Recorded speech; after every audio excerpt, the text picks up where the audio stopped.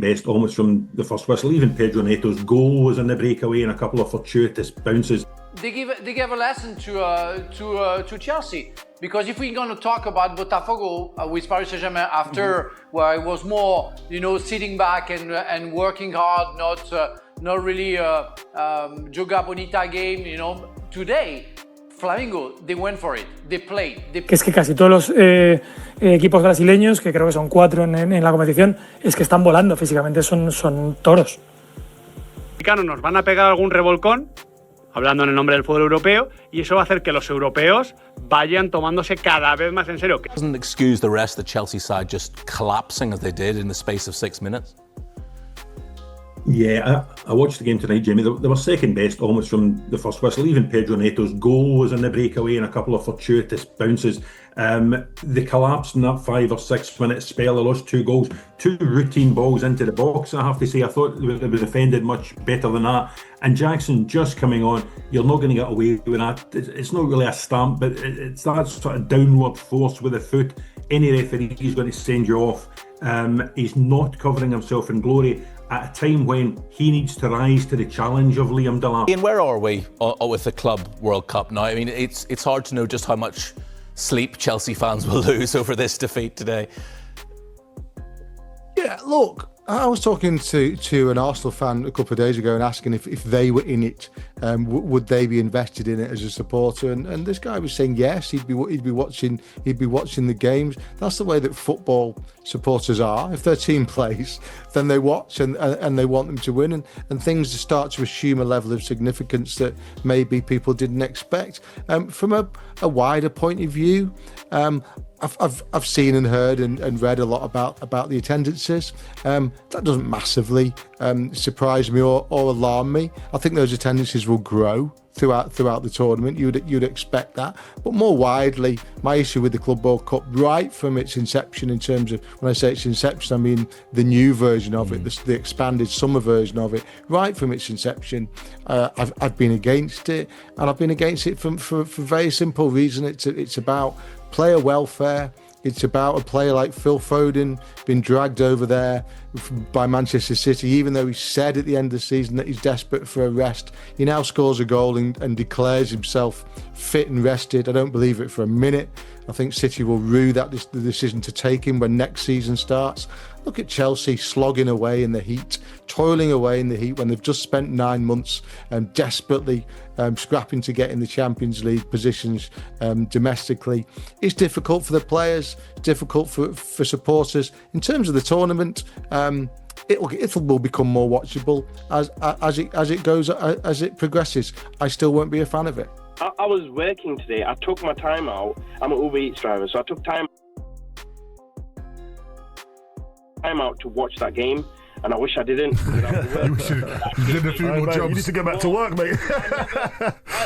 You missed out on some money, mate. Mate, I said to my missus today, I've been in a relationship longer than anyone with Chelsea, right? So I'll always put Chelsea first. But they're putting me to sleep, man. I'm tired. Good for parts of the first half, just completely throwing the towel in the second. Flamengo then with a 3-1 victory. Taking a look at what that means in the group. Well, Flamengo sit top of the table. Chelsea sitting in second. LAFC, of course, in action later today. Frank Leboeuf is with us. Frank, how much do we read into this game? Well, first, congratulations to Flamengo. As you said, we seem to be the South American team, especially Brazilian team. They take it seriously, in contrary to some European teams.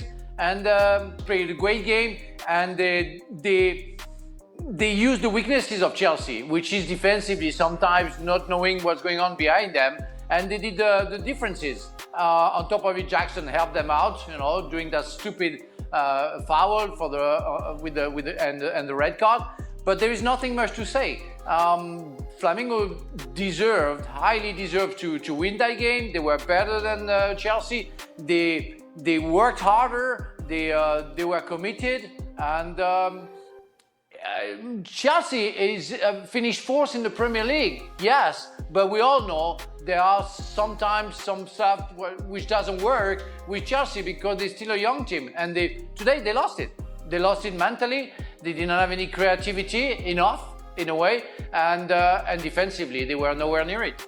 Chelsea finished fourth in a very average Premier League, and you know that, it's very average Premier League. I mean, Liverpool had the league won by January. City were terrible, and Arsenal fell over themselves. Yeah, I mean, it's going to... Look, let me put it one way. Somebody has to tell the people that are doing commentaries in these games, right? Somebody has to get in their thick skulls. The South Americans take it seriously, and the only serious team, the only team that take it serious from the Europeans are Real Madrid, right? Paris Saint-Germain lost to Botafogo. Paris Saint-Germain, it's less than 3 weeks since they won the Champions League final. 5-0 against Inter. A proper match. A proper team who turned up on that day and wiped the floor with one of the best defensive teams in Europe. That's elite level football. This is kid stuff. But having said that, looking at that Chelsea starting 11, Yeah, but I'm not dwelling on today. I'm just dwelling on Chelsea overall as we look ahead to start the new season. It's very blur. You look at that Chelsea, and if I'm a Chelsea fan, and Frank rightly says, obviously, they finished fourth in the Champions League and the FU from Enzo and all this sort of stuff. Yeah. But if I'm a Chelsea fan, what am I excited about at the start of the season? What am I hanging my hat on that we are going to see big improvements from this side? Liam Delap? When it's right, we've got to watch Chelsea. Right. And as a Chelsea supporter, surely in your heart of hearts, you know you don't want to be paying a season ticket to watch what they see. Absolutely, and which is what you use in this tournament, albeit you could package it as a pre-season friendly or friendlies for so many European clubs, but you want to see a spark of what's to come. And to your point, there's not a whole lot to hang your hat on, because let's be honest, Flamengo is the better football. Played all the football in this game. In Chelsea's defence, I thought Delap and Neto, nice partnership, but again, nice, nothing really to... Palmer looked lost on the right. Between Delap and Nicholas Jackson for that striking position, and then pre-season friendly or not, you cannot, your position's under threat, you cannot do that. What do you do with him, Shep? The first half of last season, they were really good.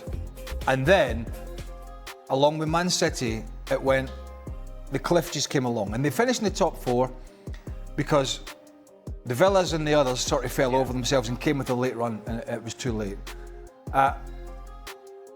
He can have as bad a Club World Cup as he wants, Enzo Maresca, right? And we'll sit here and we'll talk about it. And if they go home with a tail between the legs, so be it. He will be hired and fired and judged on how they do in the Premier League, the cup competitions, particularly the Premier League and the Champions League. En 4-0, no es perder contra PSG, que puedes perder, sino perder con la contundencia que pierdes, y que eso te penaliza, entre otras cosas, porque nadie imaginábamos que Botafogo, que es el octavo en el Brasileirao, fuera a ganar al campeón de Europa, porque pensábamos, y más después de ver el partido contra el Atleti, que el PSG era un equipo imbatible. Y bueno, nos dimos cuenta también que tiene sus debilidades. Geti no aguanta. Yo lo que tengo la sensación es que los equipos americanos, los brasileños, están en un punto por encima de los europeos. Uno tiene la sensación es muy evidente a nivel físico, muy evidente. Que los equipos europeos están en la dinámica de final de temporada, de equipos con...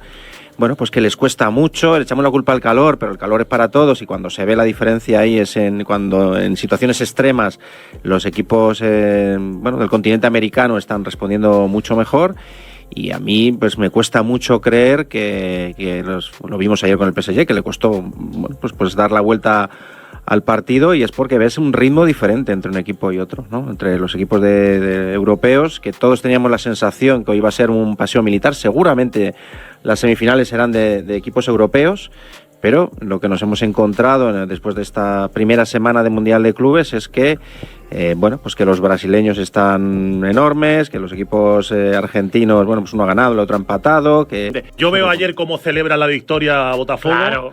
Y si hubiera ganado el PSG, lo sabemos desde el principio. Sido algo funcionario. El Mundial de Clubes representa más para los sudamericanos y, por supuesto, también africanos, asiáticos y más, que para los europeos. Esto es evidente. Para mí, que esté el Mundial de Clubes en esta disposición del calendario, a mí no me gusta, porque creo que está un poquito ahí enclavado Sí, que viene de la final de la Nations. Claro, pero ayuda a igualar las cosas. Pero ¿no? ayuda a igualar Sí, las sí, cosas. sí. Y cuando el Mundialito o la Intercontinental se disputaban después de acabar la temporada de los sudamericanos, Es cuando que ya a la habían semana perdido. siguiente de la Libertadores, Cuando la ya habían final. perdido incluso Bueno, a veces jugadores. Es que a Botafogo Claro, le a pasa Botafogo eso. le pasó. Tiene Claro. que jugar el partido de la Claro. Intercontinental contra Pachuca 3 días Por después eso, de ganar el brasileño. Ahí nadie decía nada Claro. cuando perdía contra Pachuca Pero o ganaba el europeo. perdió 3-0, digo, que creo que es la última vez que ha perdido. Exactamente. Pero, Entonces, a lo que voy es Botafogo. que no son excusas, son razones, pero que al final. Como diría sí, Mourinho, no son quejas, son verdades.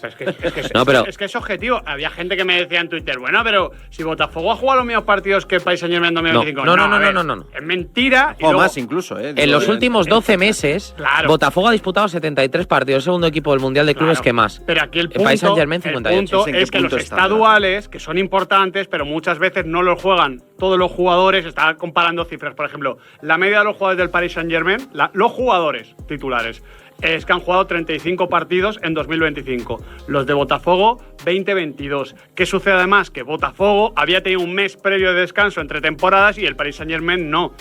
Que no pasa nada, si es que está perfecto así. También les quitamos nosotros futbolistas, también tenemos más dinero, pero esto hace que se igualen las cosas. Y el componente emocional que dices, Fran, me parece ya el acabose, porque la forma en la que va un jugador de Boca respecto a un jugador de Benfica, por situar ese partido, no tiene nada que ver. Y eso es lo que mola. Y creo que los sudamericanos nos van a pegar algún revolcón, hablando en el nombre del fútbol europeo, y eso va a hacer que los europeos vayan tomándose cada vez más en serio, que yo creo que se lo toman, el Mundial de Clubes, porque no les va a molar ni un pelo si al Bayern de Múnich en octavos de final Claro, lo imagínate- saca Fluminense. Que es que casi todos los equipos brasileños, que creo que son 4 en la competición, es que están volando físicamente, son toros. Es así. Lo están demostrando, vamos, todos los brasileños y en general los sudamericanos, ¿no? Están mucho más adaptados incluso hasta al calor, ¿no? Al otro lado del océano, ¿no? Y el momento de la temporada de uno y otro, porque los europeos pues que no saben muy bien. Yo me pongo en la piel del Inter, del City, del Madrid, del Atleti, de los clubes europeos y no saben si están empezando una temporada, si están acabando la anterior, Nachete. Sí, está claro. Yo creo en el caso del Real Madrid... Incluso quizá hay más- mentalmente, me decía Sí, ayer por Tote que supuesto. al futbolista, que no es una máquina, que le cuesta, ¿no? Centrarse. Claro. Speaking of Chelsea, they were beaten 3-1 by Brazilian side Flamengo at the Club World Cup as Nicolas Jackson was shown a red card 4 minutes after coming off the bench. Enzo Maresca's side appeared to be in control of the game after taking the lead, but substitute Bruno Henrique's second-half equaliser sparked a collapse. Chelsea took the lead in the first half through Pedro Neto, and after the break, Flamengo were level thanks to Enrique. Chelsea then fell behind just 3 minutes later through Danilo before Jackson was sent off and Wallace Yan scored Flamengo's third. So a damaging defeat for Chelsea. Nicolas Jackson's poor return in 2025 continues. This calendar year, the striker has more cards than goals for Chelsea.